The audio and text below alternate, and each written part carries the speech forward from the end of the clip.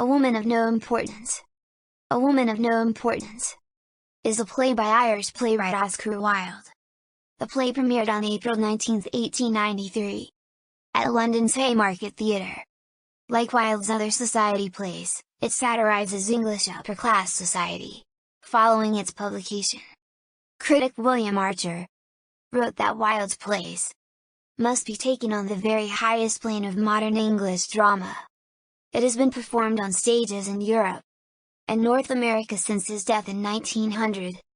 Synopsis. The play is set in the present, i.e. 1893. Act 1. The Terrace at Hunston Chase. The play opens with a party on a terrace in Lady Hunston's estate.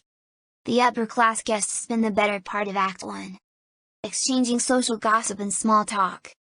Lady Caroline Pontefract patronizes an American visitor, Hester Worsley, and proceeds to give her own opinion of everyone in the room, and her surrounding life. Lady Caroline also denounces Hester's enthusiasm for Gerald Arbuthnot, until Gerald himself enters to proclaim that Lord Illingworth, a powerful, flirtatious male political figure, intends to take him under his wing as secretary. This is great news for Gerald, as being Lord Illingworth's secretary would be the young man's first step to a life of financial and political success. The guests then discuss the rumors surrounding Lord Illingworth's aim for being foreign ambassador, while Lady Hunston sends a letter through her footman to Gerald's mother, inviting her to the party. Gerald offers to take Hester for a walk, leaving the remaining guests to gossip further about their social lives. Lady Hunston and Lady Stutfield comment on the yet unseen Lord Illingworth's amoral qualities towards women when the man himself enters the terrace. He declines their thanks for his hiring of Gerald Arbuthnot and says that he hired him out of personal interest. Lord Illingworth remains near Mrs. Allenby during the entire exchange until the two of them leave for the conservatory together. Following a discussion of Hester's background and wealthy father, a footman enters with a letter from Mrs. Arbuthnot, stating that she will come to the party after dinner. When Illingworth and Mrs. Allenby return, the remaining guests have already moved to have tea in another room. The two characters have a witty conversation involving marriage and women and men until Gerald and Hester enter the room. They have some short small talk, and Lord Illingworth and Mrs. Allenby are again left alone. Their discussion turns toward Hester when Mrs. Allenby reprehends the young American for her casual talk of being 18 and a Puritan. Lord Illingworth expresses that he rather admires Hester's beauty and actually uses the conversation to assert his flirtations toward Mrs. Allenby, claiming that he has never met a woman so puritanical as Hester that she would steadfastly resist all and any advances. Mrs. Allenby asserts that Hester is sincere in her desire to be left alone, but Illingworth interprets her remarks as a playful challenge. Lord Illingworth notices Mrs. Arbuthnot's letter lying on a table and remarks that the handwriting on the envelope seems familiar.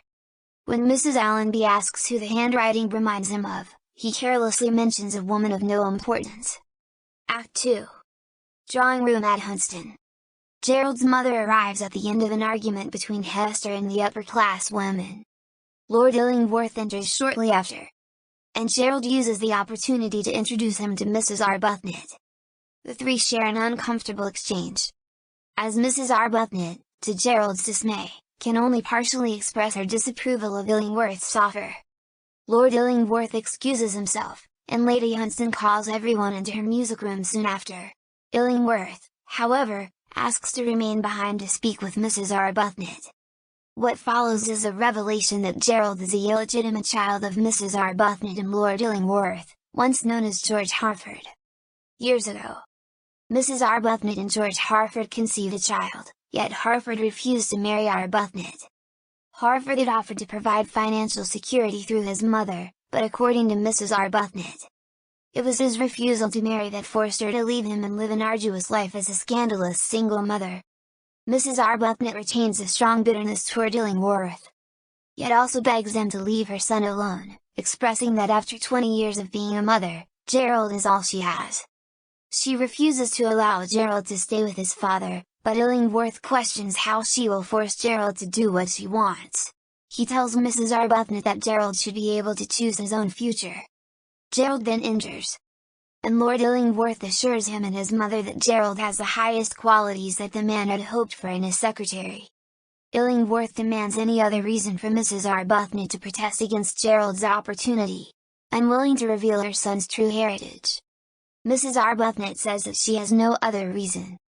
Act 3. The Hunston Chase. Act 3 opens with Gerald and Lord Illingworth talking about Mrs. Arbuthnot. Gerald speaks of his admiration and protective attitude toward his mother, expressing that she is a great woman and wondering why she has never told him of his father. Lord Illingworth agrees that his mother is a great woman, but he further explains that great women have certain limitations that inhibit the desires of young men, leading the conversation into a cynical talk about society and marriage. Lord Illingworth says that he has never been married and that Gerald will have a new life under his wing. Soon the other guests enter, and Lord Illingworth entertains them with his invigorating views on a variety of subjects, such as comedy and tragedy, savages, and world society. Everything Lord Illingworth has to say opposes the norm and excites his company, leaving Mrs. Arbuthnot room to say that she would be sorry to hold his views. During a discussion of sinful women, she also opposes Lady Hunston's later opinion by saying that ruining a woman's life is unforgivable. When Lady Hunston's company finally breaks up, Lord Illingworth and Mrs. Allenby leave to look at the moon. Gerald attempts to follow, but his mother protests and asks him to take her home. Gerald says that he must first say goodbye to Lord Illingworth and also reveals that he will be going to India with him at the end of the month. Mrs. Arbuthnot is then left alone with Hester, and they resume the previous conversation about women. Mrs. Arbuthnot is disgusted by Hester's view that the sins of parents are suffered by their children. Recognizing that Mrs. Arbuthnot is waiting for her son to return, Hester decides to fetch Gerald. Gerald soon returns alone, however, and he becomes frustrated with his mother's continued disapproval for what he sees as an opportunity to earn his mother's respect and the love of Hester. Remembering Hester's views, Mrs. Arbuthnot decides to tell their son the truth about his origin and her past life with Lord Illingworth, but she does so in the third person, being sure to describe the despair that betrayed women face. Gerald remains unmoved, however, so Mrs. Arbuthnot withdraws her objections. Hester then enters the room in anguish and flings herself into Gerald's arms, exclaiming that Lord Illingworth has horribly insulted her. He has apparently tried to kiss her. Gerald almost attacks Illingworth in a rage when his mother stops him the only way she knows how, by telling him that Lord Illingworth is his father. With this revelation, Gerald takes his mother home, and Hester leaves on her own. Act 4. Sitting room in Mrs. Arbuthnot's house at Rockley. Act 4 opens with Gerald writing a letter in his mother's sitting room, the contents of which will ask his father to marry Mrs. Arbuthnot. Lady Hunston and Mrs. Allenby are shown in, intending to visit Mrs. Arbuthnot. The two comment on her apparent good taste and soon leave when the maid tells them that Mrs. Arbuthnot has a headache and will not be able to see anyone. Gerald says that he has given up on being his father's secretary, and he has sent for Lord Illingworth to come to his mother's estate at 4 o'clock to ask for her hand in marriage. When Mrs. Arbuthnot enters, Gerald tells her all that he has done and that he will not be his father's secretary. Mrs. Arbuthnot exclaims that his father must not enter her house, and the two argue over her marrying Gerald's father. Gerald claims that the marriage is her duty, while Mrs. Arbuthnot retains her integrity, saying that she will not make a mockery of marriage by marrying a man she despises. She also tells of how she devoted herself to the dishonor of being a single mother and has given her life to take care of her son. Hester overhears this conversation and runs to Mrs. Arbuthnot. Hester says she has realized that the law of God is love and offers to use her wealth to take care of the man she loves and the mother she never had. After ensuring that Mrs. Arbuthnot must live with him, Gerald and Hester leave to sit in the garden. The maid announces the arrival of Lord Illingworth, who forces himself past the doorway and into the house. He approaches Mrs. Arbuthnot, telling her that he has resolved to provide financial security and some property for Gerald. Mrs. Arbuthnot merely shows him Gerald and Hester in the garden and tells Lord Illingworth that she no longer needs help from anyone but her son and his lover. Illingworth then sees Gerald's unsealed letter and reads it. Lord Illingworth claims that while it would mean giving up his dream as a foreign ambassador, he is willing to marry Mrs. Arbuthnot to be with his son. Mrs. Arbuthnot refuses to marry him and tells Lord Illingworth that she hates him, adding that her hate for Illingworth and love for Gerald sharpen each other.